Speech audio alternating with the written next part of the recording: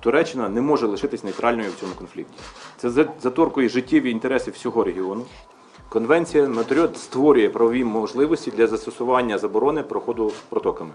Ukraine has asked Turkey to close the Bosphorus and Dardanelles straits to Russian ships as Russia launched air and ground assaults on its neighbor. The request puts NATO member Turkey, which shares a maritime border with Ukraine and Russia in the Black Sea and has good relations with both countries, in a difficult position. Ambassador Vasil Bodnar said, "We are calling for the airspace, Bosphorus and Dardanelles straits to be closed. We have conveyed our relevant demand to the Turkish side. At the same time, we want sanctions imposed on the Russian side." There was no immediate statement by the Turkish government. Earlier this month, 6 Russian warships and a submarine transited the Dardanelles and Bosphorus Straits to the Black Sea for what Moscow called naval drills near Ukraine waters. Some analysts said Turkey might prevent the passage of Russian vessels through Bosphorus Straits, based on one of the articles the Montreux Agreement, which gives Ankara the authority to block the passage of warships if it considers itself to be threatened with imminent danger of war. Additionally, the Turkish president earlier challenged the right of 200,000-ton oil tankers to use the Bosphorus under the freedom of passage. He said, "Some may not dare say this, but I can. If there is a threat to our European and Asian shores, then we would do whatever is necessary to prevent it." The Bosphorus and Dardanelles Straits, together with the adjoining Marmara Sea, are known collectively as the Turkish Straits and provide the only access between the Black Sea and the Aegean Sea. More than 40,000 vessels passed through these waters in 2019, transporting almost 650 million tons of cargo, and reaffirming the Turkish Straits as one of the most important maritime trade corridors in the world. Additionally, the shores of the straits, which narrow at some points to as little as 700 meters apart, are home to more than 22 million people, including the historic city of Istanbul. Since 1936, the Montreux Convention regarding the regime of the Straits has allowed for the peaceful flow of commerce through the Turkish Straits. The Montreux Convention sought to address questions regarding the status of the Turkish Straits that, by the time of the Convention's writing, had persisted for well over a century, occasionally culminating in violence or near violence, as in Britain's effort to wrest control of the Dardanelles in 1922. It also prohibits any country from deploying to the Black Sea more than 9 naval vessels displacing a total aggregate of 45,000 tons. It requires that no group of non-littoral states deploy to the Black Sea any naval vessel weighing more than 10,000 tons, and it limits the stay of any vessels from non-littoral states to just 21 days. The 1936 Accord specifies that civilian ships from countries without a Black Sea littoral have the free right of passage through the Turkish Straits both in times of peace and times of war. But military ships of non-littoral states can be present in the Black Sea only in peacetime for a limited period, usually 21 days, and with a specific tonnage lower than many of the largest ships in the NATO fleets. In recent years, the Western Alliance has rotated ships through the straits into the Black Sea on a regular basis to maintain a presence in Project Power, but it has not been able to insert its largest vessels or submarines.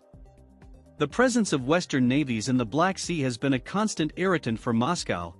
Consequently, the Russian government has sometimes favored a revision of Montreux that would eliminate them, and other times, it backed this long-standing convention as the best way for Russia to constrain the unwelcome Western presence. Though the Montreux Convention has constrained the capacity of NATO support to Ukraine in its struggle against Russian aggression, such as by limiting the number of vessels permitted in the Black Sea as part of standing NATO Maritime Group 2, the continued implementation of the agreement is in the national interest of the United States and other non-littoral nations. The economic and social importance of the Straits to Turkey cannot be overstated. Beyond the millions of Turkish citizens who live on its banks and the commerce the Straits facilitate, it also offers a physical representation of Turkey's duality as a European and Asian state, while the administration of the Straits has afforded Turkey a self-image as the guardian of the Black Sea. However, there has been much discussion in Russian and Turkish policy circles around possible revisions to the Montreux Convention. These revisions would be detrimental to U.S. national interests, which include the maximum possible freedom of transit and navigation through the Turkish Straits. In particular, Since the annexation of Crimea, some Russian defense planners have called for the convention to be revised so that the length of stay in the Black Sea for vessels from non-littoral states would be shorter than the current allowance of 21 days. In May 2016, the Turkish president decried the Black Sea as a Russian lake. In response, the chair of the State Duma Committee on Defense claimed that the Russian Federation need only inform Turkey of the transit of its military vessels through the Turkish Straits, and that restriction on the number and kind of vessels transiting applied only to non-littoral states. In 2021, criticism by dozens of retired Turkish admirals and diplomats warning the government not to open up for debate a key international treaty managing Turkey's major waterways has created new controversy. The Turkish government approved the plans to build a shipping canal in Istanbul similar to the Panama or Suez canals as an alternative to Turkey's internationally used straits connecting Asia to Europe. The 45-kilometer canal Istanbul is projected to cost $9.2 billion. More than 120 retired Turkish ambassadors released a statement warning the project could put the Montreux Convention in jeopardy and negatively affect Turkey's absolute sovereignty over the waterways. Following that up, an open letter was signed by 104 retired admirals and published.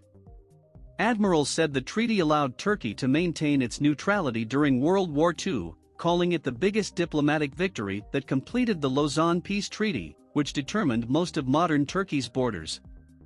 We are of the opinion that there is a need to avoid any statements and actions that could cause the Montreux Convention, an important treaty in terms of Turkey's survival, to be brought up for discussion, the statement said. Meanwhile, in response to Russia's unilateral restrictions on the flow of maritime traffic through the Kerch Strait between the Black Sea and the Sea of Azov, Ukraine called in November 2018 for tighter restrictions on the number and kind of vessels from all states transiting the Turkish Straits, in hopes that this might interfere with the strategic maneuvers of the Russian Navy. There have been rumblings from the Turkish government as to how Istanbul is threatened by the ever-growing number of oil tankers and other dangerous cargo vessels that transit the straits. While Turkey has been mostly satisfied by regulations adopted through the International Maritime Organization and other multilateral bodies, some Turkish commentators have proposed further action. In particular, some suggest promoting a regional ownership model for the Straits under the auspices of the Black Sea Economic Cooperation, a multilateral forum comprised of Turkey and the Russian Federation, but also Albania, Armenia, Azerbaijan, Bulgaria, Georgia, Greece, Moldova, Romania, Serbia, and Ukraine. Such a model could facilitate the reinterpretation of the Montreux Convention, loosening the restrictions on vessels from Black Sea littoral states, but maintaining or even tightening the restrictions on vessels from non-littoral states. This could, in turn, be circumvented by the United States and other non-littoral states by reflagging vessels. In the wake of the Crimean annexation, some American commentators suggested an enhanced NATO presence in the Black Sea by having U.S. Navy ships fly Bulgarian or Romanian flags. But this, too, would likely only add to tensions between the United States and Turkey as well as further undermine the rules-based order. On the other side, Greece is concerned about this issue. Burak Bekdil says that Ankara has ways to further antagonize Greece, including weaponizing the Turkish Straits. In 2019, Greek-owned ships represented nearly 21% of the global merchant fleet's capacity and 53% of the EU's, with 4,936 ships over 1,000 gross tons and a total capacity of 389.7 million deadweight tons. Greek-owned ships account for 32% of total tanker capacity, 23% of dry goods ships, and 15% of chemicals and petroleum products capacity. In 2018, shipping money into the Greek economy was €16.6 billion. These numbers make Greek shipowners the largest group by nationality. It would thus be a serious blow to the Greek economy if Turkey were to restrict Greek shipping traffic through the Turkish Straits. Currently, Turkey considers becoming impartial in the Russian-Ukrainian war. As a NATO member, the country said it will not abandon its relations with Russia or Ukraine. But the usage of the Straits will remain a critical question during the escalation period.